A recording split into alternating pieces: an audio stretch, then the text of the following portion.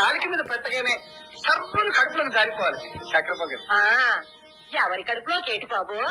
చిలకమ్మా, నేను మా ఆవిడతో మాట్లాడుతాను, నువ్వు మధ్యలో రాకు. ఓలమ్మో, మీ ఆవిడ కాకమునిపై నా ఇంట్లో పని మనిషిని. నాకు తెలుసు. ఒళ్ళంతా ఓలమైన చక్కెర జబ్బు, జుమ్మల ఈగలు ముసరుకుంటున్నాయి. ఈ సోకు సాగుని ఈయన కోరికి చక్కెర పొగల, అందులోనేమో నెయ్యి టప్పు టప్పు మరి కారాలంట.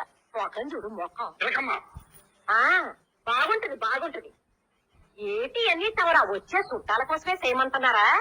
ఊరి బొక్కలు ఆడుచుకొని తమరు బుక్కిగారి కదేటి చురుక్కని సూదట్టుకొని పొడితే సట్టుకుని బయటికి వెళ్ళిపోవస్తుంది. అంత వాత పెట్టుకుని మినపడలు మసాలా గారునా చిలకమ్మా, ఇలా నోటిగా దిగల్లా మేసీయటం ఆనక అర్ధరేత్రి కాడు గబుక్కులు లెగిసి కూర్చొని గోదావరి కడుపులో ఎవడో ఆటో రిక్షా తోలుకెళ్తున్నట్టు అడావిడిగా ఉందే మొత్తుకోవటం.